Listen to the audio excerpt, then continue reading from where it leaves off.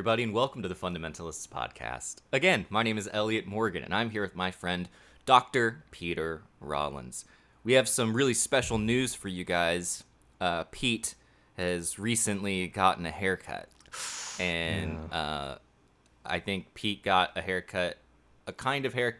Pete, I'm assuming, asked the barber, can you give me a haircut so I don't have to come back for years? Yeah, this, I felt like I had finally graduated to going not to a hairdresser's, but to a barber's. I was getting soft in LA. I was going to hairdressers and all of that. And I thought, I'll go to a barber's. Barbers just take out shears and they just, and he went for it. And I don't mind it, but my God, it's short. I haven't been this short I'm physically short, but my hair has not been this short for decades. It almost looks like a flat top. It looks like you got broken up with. Yeah. Like you were upset and you needed a change. Yeah. Oh God, man, it's kind of crazy. The hairdresser or the barber was great, but he was very very like Johnny, isn't it? That's your hairdresser, isn't it? Mm-hmm. Really, yes, kind of in Sherman Oaks, California. That's right. He's a great guy, but both very kind of questioning. Both question a lot of kind of dominant narratives. So we had some very interesting conversations. I don't know that there's a dominant narrative that Johnny does believe in. I don't think that there's any. At this point, I love his haircuts, but I mostly go to find out for the commentary. Like when I mentioned the Giants last week, that's who I was talking about, was him telling me about Giants. Oh, brilliant. Yeah, no, I think this is why I'm going to have to go back, even though I'm not a big fan of the shears. The conversation is definitely worth returning. Yep, absolutely. And whenever you need to. This is breaking up a little bit, so we'll see if we can get through this. But it's on privacy, ironically. So if it doesn't work out, then we'll just, I guess, maybe we can record alone, separate monologues and just splice them together. Just kidding, Ryan. We won't do that to you. Can you hear me okay, Pete? I can hear you loud and clear, yep. Yeah, this thing's being a real pain. Well, let's see what happens, guys. You can't hear me, or you can hear me? What do you think? I can hear you loud and clear. This is fun. Well, you can't hear me. Well, then here we go, guys. It's a little robot. Oh, it's better now. So this is what got me thinking. A little back story on this topic, Pete. I'm out here in this little hut pretty frequently, and I have a lot of privacy. I have privacy all the time. In fact, one might argue too much privacy, and I sometimes get a little cagey. I also developed a love of privacy during COVID. I like being alone. I enjoy privacy. People obsess over privacy, especially in the digital era, what with things like AI. What you've heard of this, what do you call it? So the Patriot Act, that's fresh in the headlines right now. That's who isn't talking about the Patriot Act, and it's this whole idea of the right to privacy. Is it good for us? Is it bad for us? Do we need it as much as we think we do? Is it best for us to stay? Do we have a right to privacy? I think that's a fun question. And also, Pete, you live by yourself, so you're familiar with the idea of privacy, and you're alone quite a bit, except when you get a haircut. And what's your take on it? Do you like being around people? Oh, yeah. Well, so you're talking about, I like this because you're connecting solitude and privacy, which is interesting. That's true. And I'm kind of like, don't know whether I would like to pry those apart a little bit or not. Yeah, let's do that. But the fact that you're putting them together is interesting. Like, this actually was sparked off by the fact that you're saying you enjoy solitude, you enjoy your own space, not having to be seen by others. So I guess there is a connection, because maybe you're enjoying not having to be an object to the other's gaze.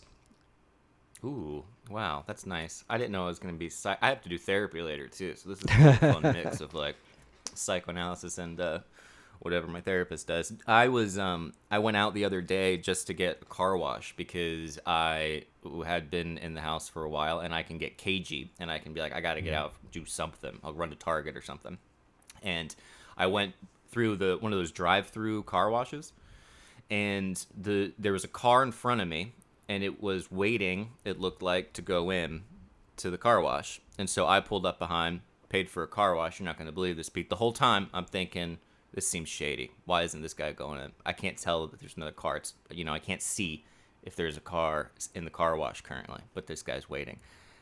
But I looked at the bumper, and I saw a couple Bernie bumper stickers. Bernie 2016. And I thought, wow, fellow comrade, no problem.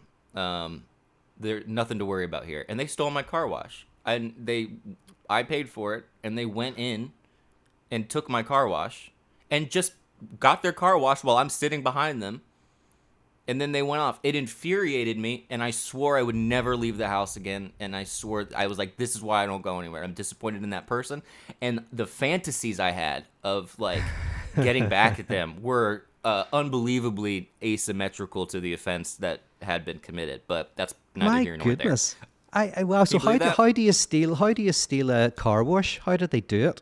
Did you go in, pay for it?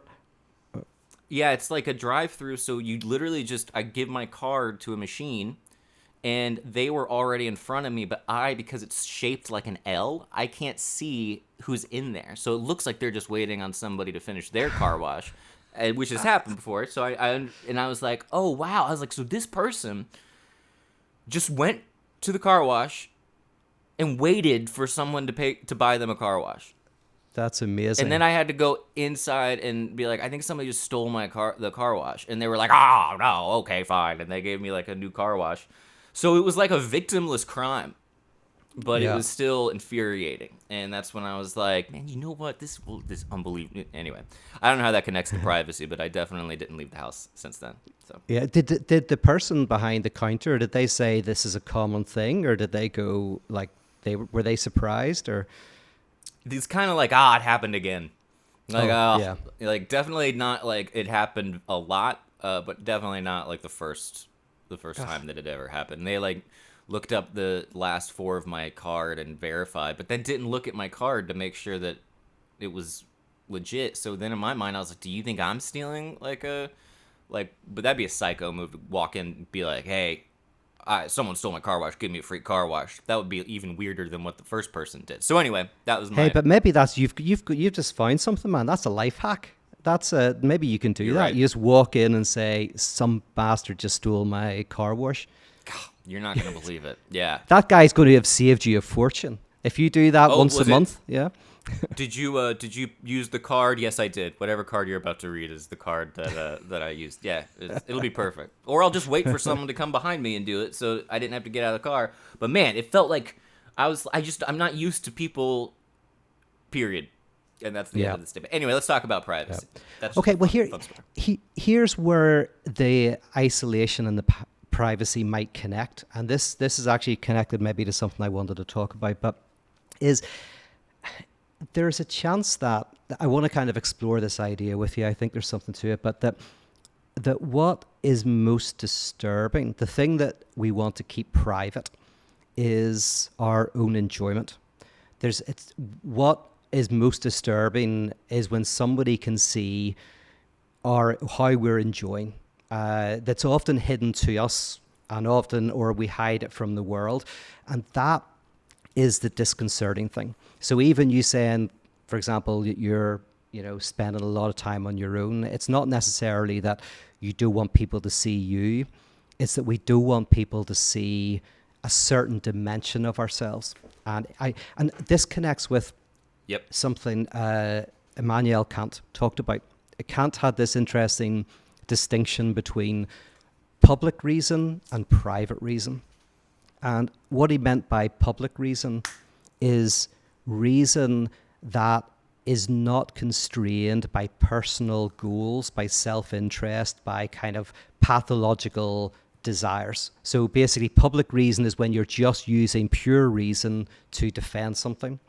And private reason is reason which is actually influenced by your own secret desires, your own secret goals. And so from this perspective, what you see in politics is actually mostly private reason. So a lot of politicians, when they're advocating for a war, for example, and then you discover that they're actually making money because they've invested in some of the companies that are providing the weapons, that's private reason. They're pretending that they are speaking on behalf of the universal, but really they have private self-interest. And so often what's most frightening to us is someone exposing to the world our private enjoyment hidden beneath our supposedly public positions. Yeah. Like, I'm getting embarrassed that people know I enjoy bright purple lights behind me. Oh, yes. So I don't, Yeah. I truly get self-conscious about it, and then I change the color for a little bit. Oh, can you just do that at the touch of a button? Yeah, it's a newfangled thing. I bring it up purely so I can show you. So we can do, oh, there we go. How's that? Isn't that better? Oh, What's that's your favorite amazing. color? Here, you know what I bought yesterday on that? I bought a star light, which projects onto your ceiling like a child, like a Ooh. teenage girl or a teenage boy. Dude, Stars and nebula. Grace has one of those, and then when we were first dating, we used it all the time, and it is unbelievably fun and wholesome and nice. Like, it's still, and then it broke, and we got a new one, like 14-year-old girls, and they had different does it have different slides, so you can change what it looks like? Well, see, you're probably got a better one. I got a pretty cheap one, but I think the better quality ones you can put in different nebula, which I might go to. I might upgrade. I was like, yeah. Does yours have a shooting star in that every now and then you see it? No, you got a good one. Yeah, well, Grace, I knew she'd get a good one. Like, yeah, Got good taste. Yeah, she loves got her good taste. 14-year-old girl toys. Yeah, Anyway, I mean, so, on that as well, like, private kind of like, enjoyment. I can pretend that I bought that ironically because I want to protect myself from people knowing that I actually enjoy the nebula on my ceiling. So like we can use irony and stuff we'd like to protect from, even, for example, if we like doom scrolling and we like seeing things that make us annoyed, we like to hide that. If someone points it out and someone says, you're enjoying getting angry about the latest political thing, we can often get frustrated and angry because we don't like our private enjoyment being exposed. There's something inherently disturbing about it. Yeah, my not to bring it back again to my wife, but she has this thing where she'll watch really crappy reality television shows, but when I enter the house, it's like it mutes immediately. It pauses. I hear the space bar that she hits to pause it. I'm like, you can play it. I don't mind. I don't care. You know, I'm not paying attention. And she's like, nope. I don't. And I'm just like, yeah. It's like, and then I'll leave and I'll listen for a second, and then boop, space bar starts playing again. It's usually Below Deck or one of whatever that show is. Yes, I'm the same with like Steven Seagal movies. I got very angry once with Conor Habib, who I used to live with.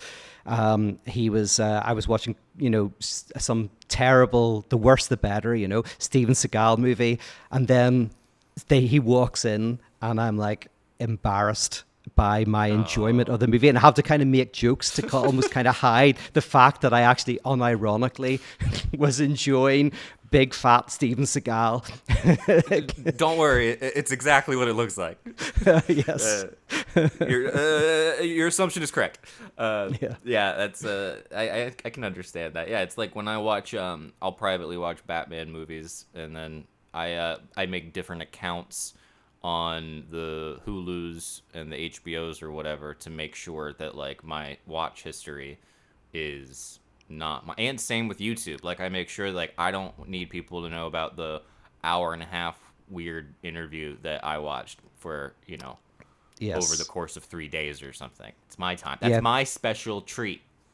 That's right. People do that with their Spotify lists and stuff. They try to kind of manipulate them so that somebody comes on. They can kind of see you've got your public enjoyment, the things that you're happy that you enjoy, but enjoyment at its deepest is always politically incorrect. It's often listening to stuff you shouldn't listen to, watching stuff that you'd be embarrassed if people knew you watched. And so there's the kind of public things. Oh, I enjoy going for long walks in the park or whatever. And then there's the stuff that you kind of would be really embarrassed if people knew about.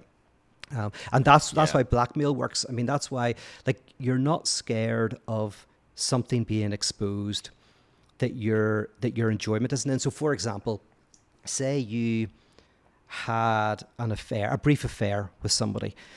If this was like, so you were at a masked ball and you were with your partner and you got off with your partner, and then the woman took off the mask and it was actually wasn't your partner and you'd been fooled into kissing her, right?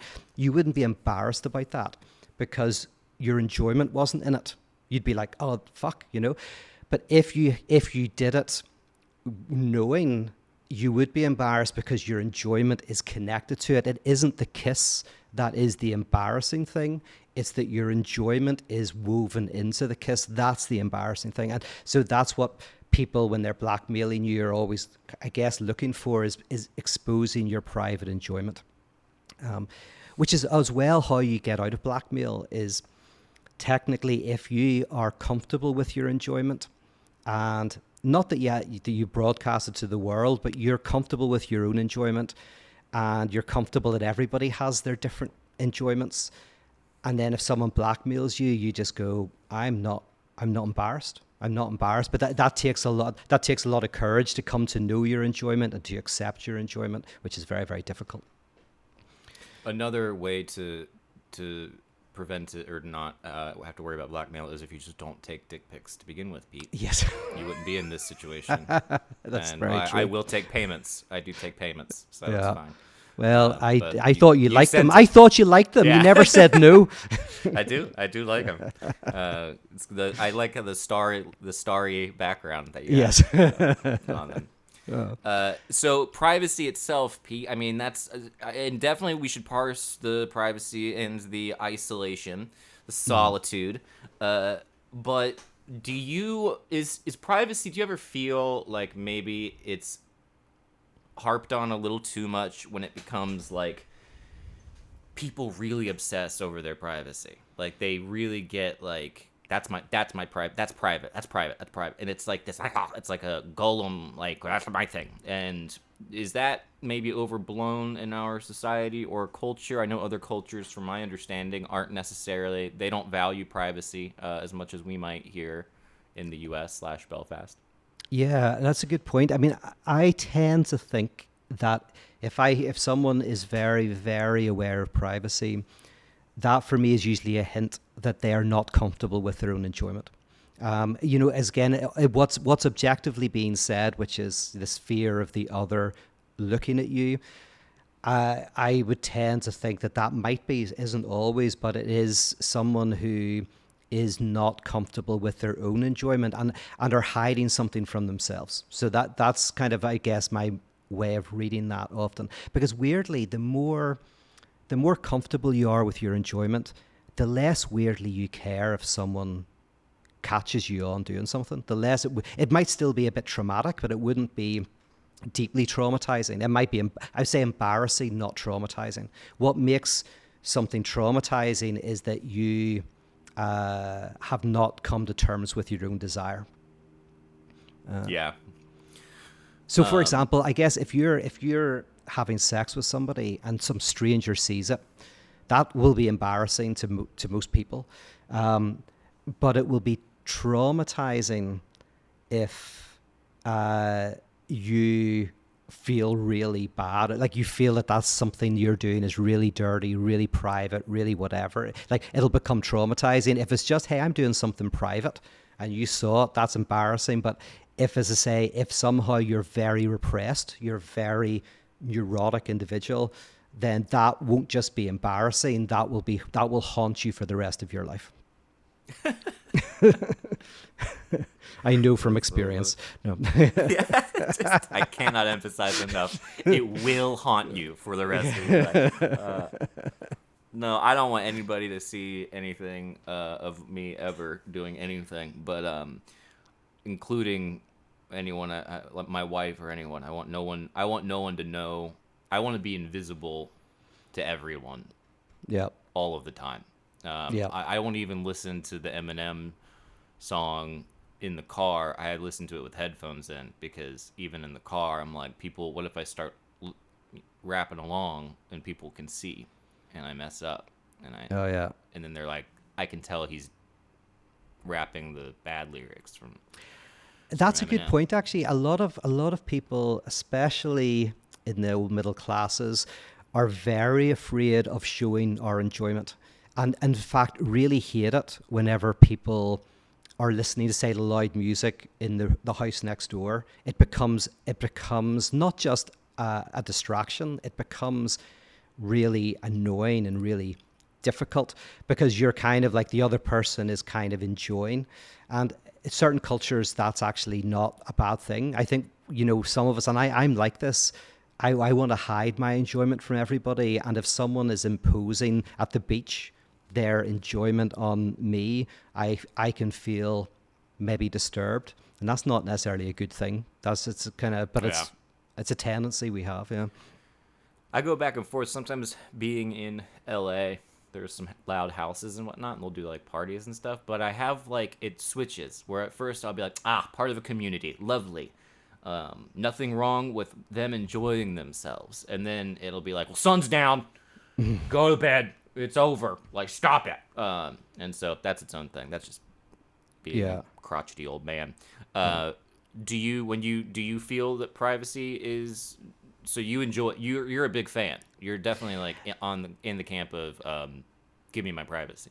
Well, here, no, well, I'll say it like this. Here's my thing is that I think that, right, if you take this Kantian notion of public reason and private reason, and you go with the idea that if your political positions and your philosophical positions and your scientific positions are public reason, which means they're not influenced by your private desires, your private goals, your utilitarian desires, then there's nothing to be frightened of. Let the secret police listen in as much as they want, right? They'll learn something. I think as Zizek said, because whenever he was being listened to in Slovenia, he's like, I don't care if they're listening to what I'm saying in private. Then maybe the secret police will actually learn something. For me, whenever and this is why politicians, I don't think, should have that much privacy, right? Is that whenever someone speaks on behalf of the universal, but really they're getting, as I say, money, they're getting power and influence, or they're getting something secretly that as I said about wars, they're supporting some war, and then you find out, they're invested in Raytheon, and Raytheon are supplying those missiles. Oh, that's interesting. That is always that exposure is always a kind of revolutionary act, and that's why I believe in good journalism. There's not much good journalism anymore, but good journalism exposes that. And then on the other side, what if the government's listening to me? Well, and I'm talking about a government where you live in a society where you won't get imprisoned, tortured, or executed for your views. So if we talk about other sides, different. But if you're in a society where you don't get imprisoned, tortured, executed for your views, I'm like, I don't think they should be listening, but I don't give a fuck if they are, because as I say, they'll learn something. They're not going to have anything on me because my views are not private. You're right. And I have private enjoyment, but I'm comfortable enough with that I don't care if they can see what I do in private. But in terms of my political views and my philosophical views, as much as possible, they are not influenced by my, by some sort of selfish, self-interested position. I mean, they always are to some extent, but insofar as they aren't, I don't care. Does that make sense? I think so. It reminds me of the certain strands of the hyper purity culture kind of deal where they have the public, the contemporary young influencers or whoever who kind of are into the purity culture thing. They have a lot of it's always very practical reasons. Like they're always like, well, it helps, you have more intimacy with the partner later. It keeps you're more connected later. There's all these like pragmatic things that go along with it, so that you get the impression that like, well, also this is shown in the Bible. This is like there's rules or whatever, and this is where we get it from. I assume that's what they do. But that's like the public facing part, right? But then there's a private reason that's interwoven with that, which is that they're perverts, or that they're absolute. They're scared of their absolute freakiness. They're all, horny perverts. Well, and horny pervert freaks.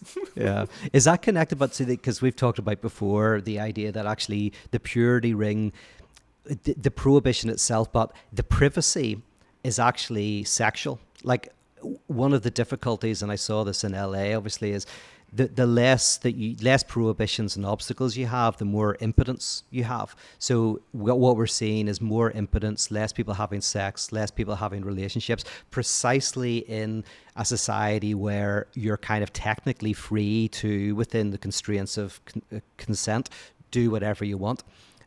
Whereas ironically, people who have purity rings and lots of prohibitions are having lots of sex, because there's something actually sexual about privacy, which again is a bad thing. Like, not a bad thing, but what I would say is that almost like one of the things that makes affairs really sexual is the privacy, and if you take the privacy away, the desire often dissipates and it can become something else, and you could maybe still have a non-monogamous relationship, but sometimes the affair, the very strength of it is precisely in its not being allowed. Yeah. And the darkness of it. Darkness of it. In the little gullet, my little thing. Do you when you mentioned politicians not needing as much of a right to privacy, is that a reason because they're public servants and they shouldn't, and their decisions affect other people, and we need to know whether or not there's a private reason that is or private reasoning going on? Yeah, like for me, like governmental institutions should be dominated by the public use of reason, and so when I talk about privacy, I mean like any politician would have to, and I think I think this has to happen anyway, but they don't have to too much, but should always be made to say if they have a private reason that would be influencing their position. So, for example, if they're doing tax reforms, but those tax reforms directly benefit them and their friends, and this happens in courts. Like a judge has to recuse themselves if they have private interests in the case, because they're technically a public servant, so they're not allowed to have private kind of pathological reasons that would influence what they do in court. So that's what I talk about privacy, not in terms of their sexual life or anything like that, but in terms of if you're investing in companies that and then you're advocating for those companies and pretending that your advocacy is purely for rational purposes and medical purposes or whatever, that has to be declared. Nice. Yeah. Do you ever get a tinge of paranoia that you're being, I mean, I know you were saying like you wouldn't care much anyway, because I think about this with webcams, and like Grace will put like a piece of tape over the webcam on our laptop. Lots of people do this, but I think she was the first one I ever like saw do it, and like this webcam I have comes with like a thing that pops over it, because people don't want to be looked at while they're looking at the computer, which is great, and I think it's great that they have these. But do you get concerned, do you get paranoid that you're getting kind of like watched by the FBI for your political radical views or your dick pics? I don't, but it's interesting. So there's two ways that you can do that. Cover the camera, more than two, but let's say two ways. You can do it kind of just because, in a sense, you want some privacy, or it can be connected to paranoia. you can be libidinally, and it can be both, right? Both things can happen at the same time. So in terms of just like, yes, I don't want people, like I live with big windows, and kind of I don't necessarily want people to be looking in if I'm walking around naked in the apartment, right? Yeah. But Fair is fair. the question is, to what extent, when we do an activity like that, my thing is always to ask ourselves why. To ask ourselves, is there anything else happening? What is it that we're afraid of the other seeing? And a reason for asking that is because often that's a part of yourself that you're afraid to see. And that's, again, the interesting thing for me is that what's most disturbing for us is not what we don't know, but what we know, but we do want to know that we know. So it's disavowed knowledge. And as you know, which is the unconscious, is that like there's things we know and there's things we don't know. But there's also things that we know, but we don't want to know that we know. That, for example, we don't love our partner, or that we, something happened in our childhood, or something, whatever it is. There's things that we know, but we don't want to know that we know, or our partner's going to leave us, and so sometimes the only way that we can start to glimpse that dimension of ourselves is by looking at our symptoms. And if the symptom is, for example, obsessively trying to stop someone else from looking, then maybe that means something, and maybe it doesn't. Yeah. I think do you find with the being stuck or being private quite frequently, being in your home, solitude, one might say, when you go back out, like, I noticed this when I had a friend in town. I went out and I was like, oh, I forgot to look like I was going out, or I forgot to, it's like the equivalent of like walking out with my pajamas on, basically. And I was like, oh, I should really care a little more about what other people might think. But it's like my solitude has incubated me so much that I'm just, it's almost like I feel alone when I'm even in public, and and is that depression? Would you say that's depression, Pete? Or is that? Would you say that's just sadness incarnate? Like, what is that? I don't know. But there's one of my favorite comedians, and one of your favorite comedians, is David Mitchell, and Yes, I don't know if you ever watch Would I Lie to You? all the time.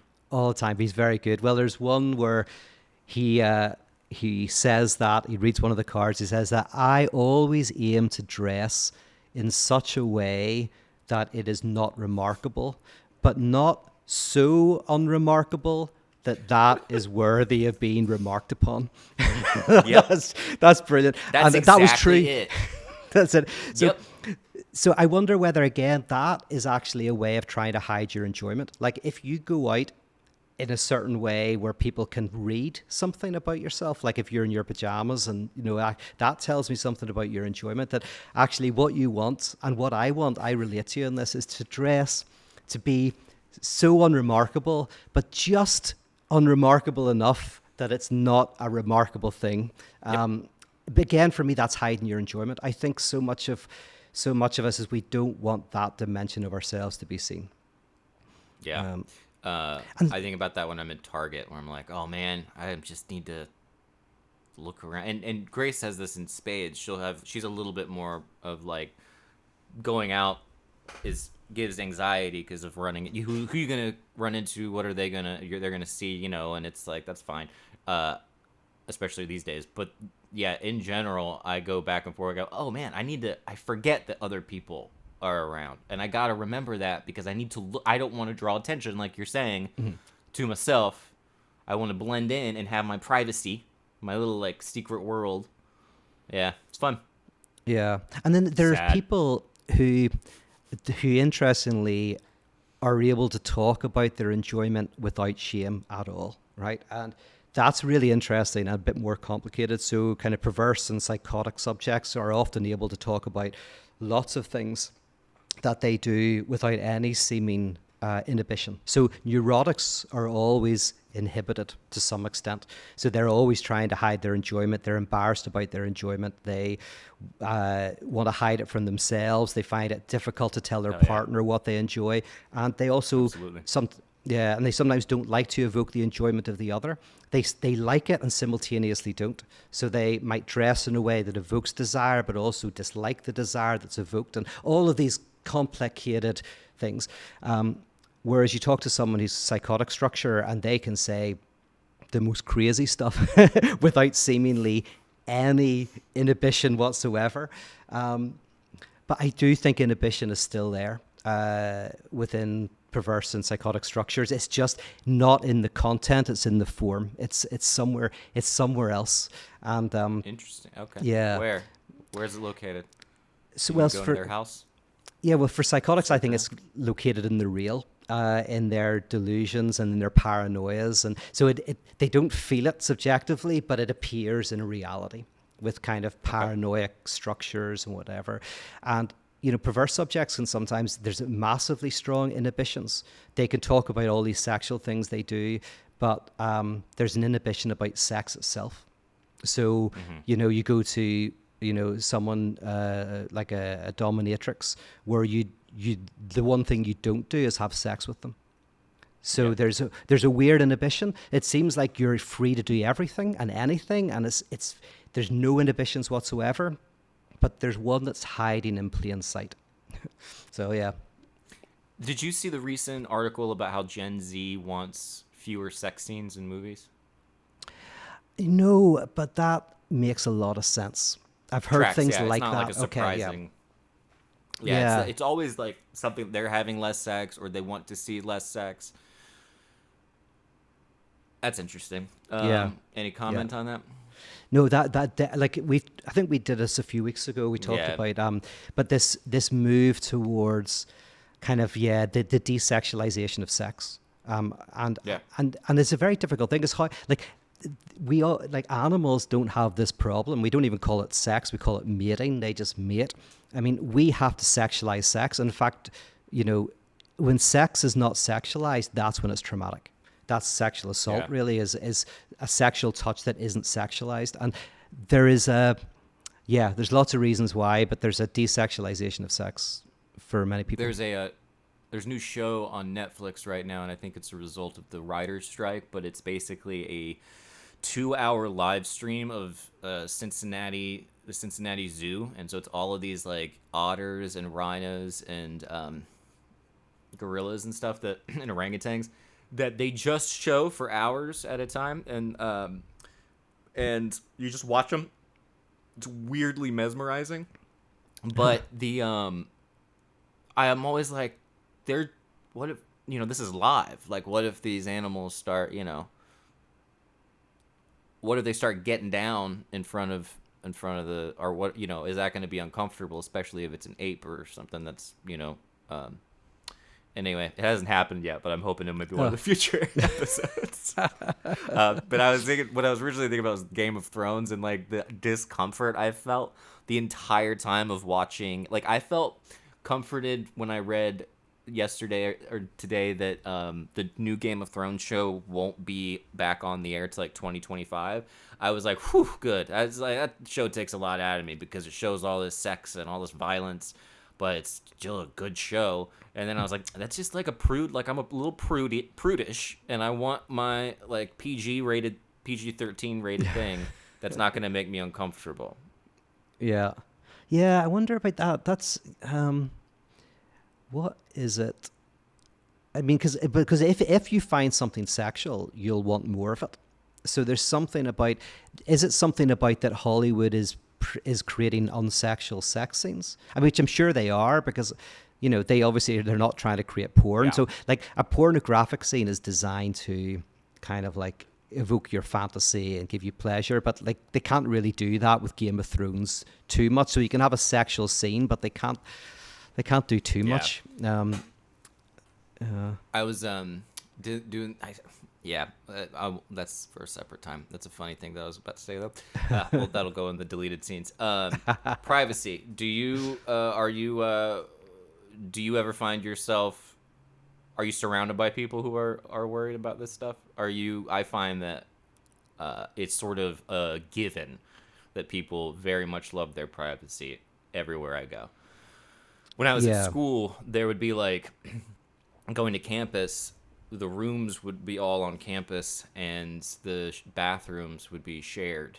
And that, like, I remember one time I was there, and it was like late at night, and I had maybe taken a small bit of an edible, and I then needed to go get water, and I went in to get water, and it was to the cafeteria, and it was all of these people from my class, and I was like, oh man, I should have just stayed in the privacy of my room, and now I have to act chill and cool, like, and like I didn't just take an edible. So anyway, anything there, Pete? Yeah, well, yeah, I mean, at the core of the psychoanalytic notions, especially the French tradition, is anxiety is all about what does the other want. The other's gaze, they're looking at us. Am I acting in the right way? Am I saying the right thing? Am I being embarrassing? So people come home from a party and go, I can't believe I said X, Y, or Z. And that haunts them for weeks or months or even years. What's the point of going to a party if I'm not going to be regretting something about it? Yeah. Well, that's a very common thing. And of course, you have said things that you should be mortified about. I've been there. And just in this hour. Yes. People talk about it still, some of the things you've done from years ago. Yeah. I know. It's repulsive. Repulsive, yeah. But this is in front of everybody.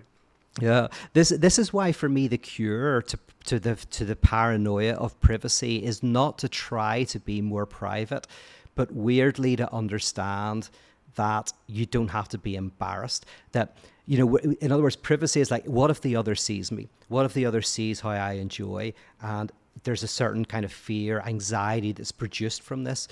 But if you realize that the other is just as desirous and makes just as many mistakes as you, it doesn't mean you're not embarrassed. It doesn't mean that you don't want to keep things to yourself. Like, everyone goes to the toilet. You don't exactly want that videoed unless you're into that shit, right? But it's not traumatic. It's embarrassing, but it's not traumatic.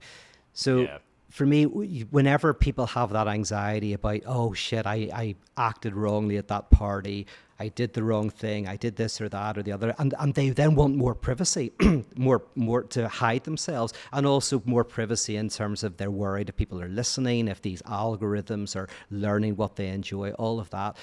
When, instead of going back, instead of retreating, it's almost like going into it and going, no, like all those other people at the party are just as kind of like anxious as you are, and they're just as divided as you are. And again, that I think is what cures you of paranoia. That's what cures you of the pathological need for privacy. You might still want to have a private life, but it won't haunt you. Nice. The infuriates me more and more is the password requirements that certain websites will use, and it'll be like, you need this lowercase, this uppercase, special character, needs to be 10 characters long. And then the one that really gets me, dude, is when you put it in, you're like, you've already used this password before, you can't use this password again. And that makes me blow a fuse, because I'm like, I don't care, dude. Like, I don't care if you I will use the password. I will do 1 2 3 4. I am not a secure person. And it's like the internet has taught me to be a more private, secure person, because if it was up to me, I would be getting hacked left and right. Like, I was thinking about that MGM thing. Do you remember that story that happened? What was that? The MGM casino had like a huge cyber attack, and so they shut down the whole casino, every MGM casino, which was all of these casinos, and people were getting, like, their credit card information was getting hacked, and then they couldn't get into their hotel rooms because their hotel rooms were all electronic. And I was like, man, I'm glad I'm not in Vegas right now, but at the same time, that sounds kind of funny. Like, it's kind of great. Like, and also, what can you really do? But anyway, I think it cost MGM, like, I think they said something like $1 bajillion or something. It was a lot of money, and it was a huge attack that lasted for days. Whoa. So could you have pretended that you'd been attacked? Like, if I'd lost $1,000, could I have gone, hey, Chase, that was not me. That I was at the MGM, but like, nope, I was in bed at 7 o'clock. Yeah. It hasn't worked in the past, but maybe this time, it would have worked probably. because Yeah. I do like to go to the cashier and go, you're not gonna believe this, but I actually lost some money just now on this thing called Red Snake. It's a roulette. Hey, that's our Any retirement other? plan. Yeah. I know, dude. It really is, man. It's still when it works, it's like it works every Oh, time. But anyway, have you been to I gotta Vegas go back. recently at all? By the way, just because that's something I miss. Not living in LA, not living close to you, I miss, and not going to Vegas with you, I miss. I know. You know. Dude, if you were out here, we would be going because I was just telling Grace, like, we got to go back to Vegas. I want to see the big dumb ball. Like, I want to see Oh yeah. the sphere. And, You too. You too are playing. yeah. Yeah. That's Actoon, baby. Zooropa. That was my favorite concert ever. Is that Zooropa concert, which is what they're Oh, doing really? basically. Yeah. The videos look amazing, but when I hear Bono, he doesn't sound very good. Yeah, I I don't know if think it's I've like even a. heard him talk about it. I think is like he's older now. I don't think he can sing as Yeah. well. That's a bummer. I'd still go to it, though. It looks incredible. And Oh just yeah. there's something so gratuitous and stupid about that big dumb sphere that, God, it's just so, it's like a perfect addition to Vegas because it's got to be the dumbest thing they've done in a really long time. So anyway, that's my take on it. But back to privacy. Any other thoughts Yeah. on privacy, Pete? Because I don't want to take up too much of your time or your alone time for that matter. Oh yes, that's right. No, I mean my main thing was wanting to talk about that Kantian distinction, and Yeah. because I guess my takeaway on that is that there's something about whenever your beliefs are sustained by a private selfish interest, there's always some sort of problem. And as far as we can, we should always try to take positions philosophically, religiously, culturally, scientifically that are as disconnected from private interest as possible. When you do that, you really don't have anything to fear. You know, no journalist can dig up anything because it's there. And if you do have a self-interest, you declare it. Right. So there's some people who are critical of capitalism, but only because it's not working for them. Right. So you can be critical Yeah. of capitalism or you can not be. But if your defense of it or your criticism of it is purely because of your position within it, then that's not good. And you know, your defense or your criticism of it should be based on objective, you know, on the universal. So for me, politicians should be in particularly scared of their privacy being stripped away, of journalists discovering their private interests. And I think the way to defend yourself against that attack yourself is to take positions that are universalist. And that's my main thought for this podcast. Universalist Unitarian? Yeah, Unitarian Universalist? Unitarian. Yeah, I don't know exactly. Is Universalist different than the utilitarian? You're not you like you're against. Is that related, or are you talking about something different? Oh yeah, no, I'm not a utilitarian, and to be a universalist in this philosophical sense means to try to have a position that is non-pathological, a position that is based on reason, logic, evidence, and not on your private self-interest. So yeah, so No, it's the opposite I of could not utilitarian. disagree. I could not disagree more. I know we're wrapping up here, but that is the idea of basing one's opinion in reality. What did you call it? Reality or like actual ground, like Yeah, outside truth? logic, No. yeah, reason, Oh, yeah, evidence. I God. know. Man, this one really fell off at the end. That Yeah, sucked, dude. yeah. I'm glad I got to chat with you, but this is never gonna go up. Yeah, that's a great point. I like that very much, and I also think that you can like capitalism because simply because it works for you too, right? I mean, that's also Well, yeah, that's it. I mean, there are a lot of that's the same people. thing. Because exactly. Because like, well, I'm critical, obviously, of it, but I go like, there's people who, you know, they like it because it works, and people who don't like it because it doesn't. I think you can not like it for for very very reasonable philosophical logical reasons. Yeah. Yeah. I know some people who will slap like a Bernie bumper sticker on their car and then wait outside of a car wash and steal someone's car wash from them. Yeah. Yeah. There you go. That there's something that sums up what we're trying to say there in that. Yeah. Also, I there's something there. Yeah. People now I'm just gonna keep an eye out for that car when I'm driving around. But anyway, Yeah. that's Yeah. great. Any final My thoughts on you takeaway. for you? Yeah. What's your Yeah, takeaway? I just think you're totally right. I think that in terms of the enjoyment being private, yeah, if you don't, I don't like people seeing what I enjoy, and that's not going to change, and I'm okay with that. But if they do, I guess fine, Yeah. whatever, you know. Whenever you're able to Changing these share lights that, back to purple.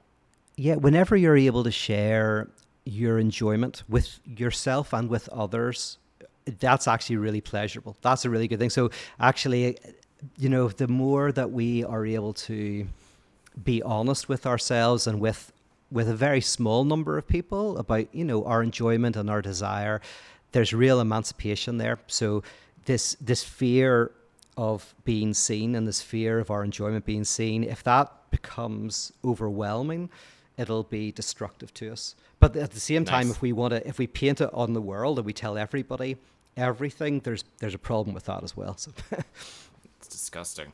yeah. Good stuff, Pete. Thank you so much, folks. Thank All you right. for listening. Please click like, and you can subscribe to the podcast on most different platforms, I guess. And please feel free to leave us a review if you like it, and if you didn't, you can still lie, and we won't know, and you can say nice things. But thank you, Pete, and thank you to everybody.